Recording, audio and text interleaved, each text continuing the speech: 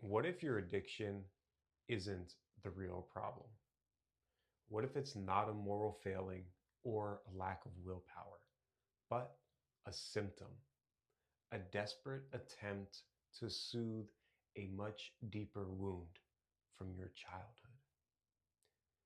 For years, I fought the substance, the compulsion, but I wasn't fighting the real problem.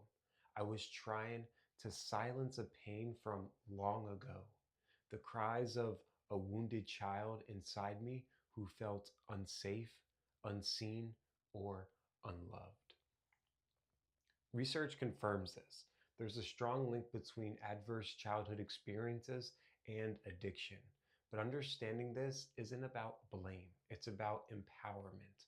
It's about turning your attention from the symptom to the root cause so you can heal where it really counts.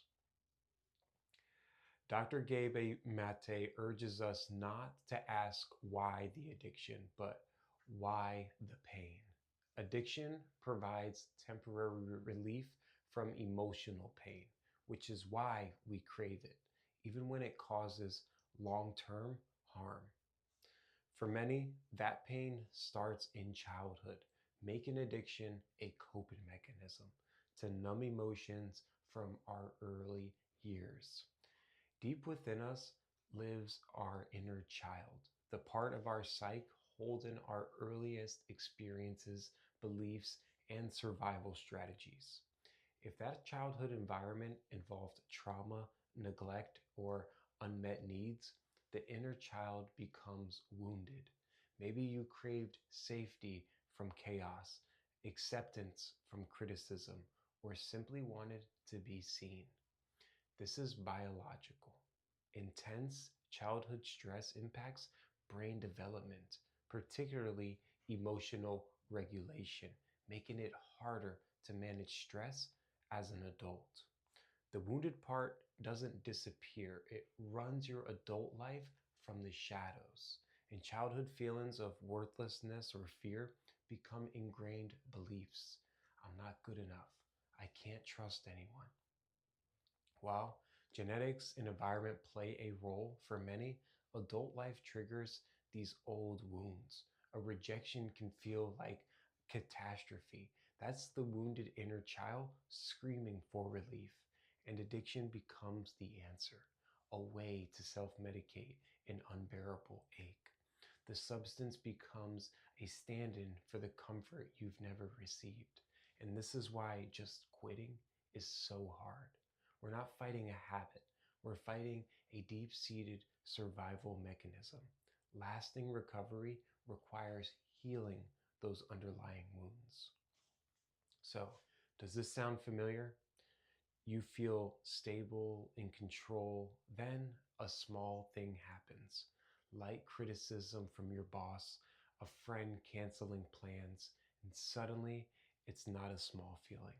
It's a tidal wave of panic or shame, completely out of proportion to the event. And in that moment, it's not the adult you're reacting. It's the 5-year old child who felt abandoned, the 8-year old who was told they weren't good enough. That is your wounded inner child running the show. These unprocessed emotions trigger our addictive behaviors. The craving isn't just for a substance, but it's a craving to silence that childlike terror. So we get trapped in this cycle, trying to build an adult life on the shaky foundation of unhealed wounds. The past isn't just a memory, it's a living presence in our nervous system. Consider the core beliefs driving you, a constant need to prove your worth. That's the child who only got love for achieving. Trouble with boundaries. That's the child who learned their needs didn't matter. And self sabotage. That's the child who learned it wasn't safe to be seen. These aren't character flaws, they're outdated survival strategies. Staying small might have kept you safe then, but it's wrecking your adult life now. Addiction becomes the only way to handle the pressure, and it's exhausting, a constant battle against yourself. You wonder why I can't stop. You're trying to solve the wrong problem. The part of you that's acting out doesn't need discipline. It doesn't need to be silenced. It needs to be heard. The pain you're running from holds the key to your freedom. So, what's the cure? Go to the source. The solution is reparenting, giving your inner child the love, safety, and acceptance you may not have received. And this isn't about blame, it's about taking responsibility for your own healing now. When you become the parent you always needed, the original pain is addressed and the need for addiction can fade. So, how do you do this? Here are 4 practical steps. First, acknowledge the pain.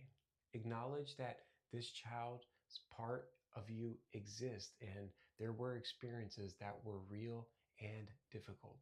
Instead of telling yourself to get over it, look back without judgment and say, your feelings are valid. This is about giving that child the empathy they were denied. Second, listen and reconnect. Open a line of communication. Try journaling from your inner child's perspective.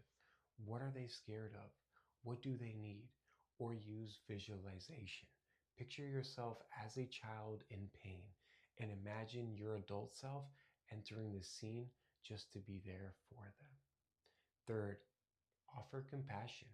This is the core of reparenting. Actively give your inner child what they needed.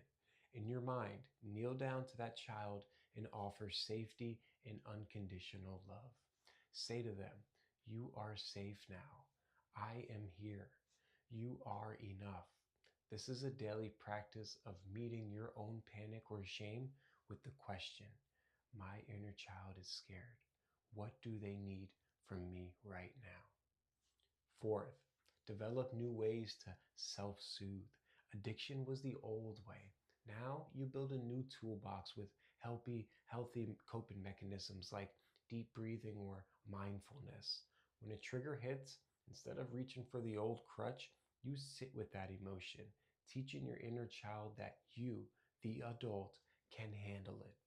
This shows them that the feelings aren't dangerous and builds profound self trust. This transforms recovery from a battle of willpower into a journey of self compassion. It's no longer about fighting yourself, it's about integrating all parts of yourself. This journey isn't easy, but it's a path to real freedom and becoming whole. If this resonated with you, don't let that insight fade. Subscribe for more on guidance in healing and recovery. And if you're ready for the next step, watch my video on a simple journal exercise to connect with your inner child. The link is in the description. You do not have to do this alone. For years, you may have been at war with your addiction, believing it was the enemy. But what if it was never the enemy at all? What if it was just a desperate, misguided protector trying to shield a vulnerable child from unbearable pain? Johan Hari says the opposite of addiction isn't sobriety, it's connection. Healing your inner child is how you rebuild the connection to your true self, the person you were before the world taught you that you weren't enough. It's how you come home to yourself. Your past explains your pain, but it doesn't define your future.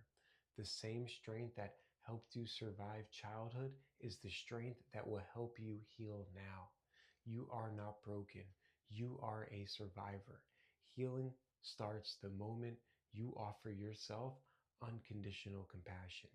Your real life is waiting.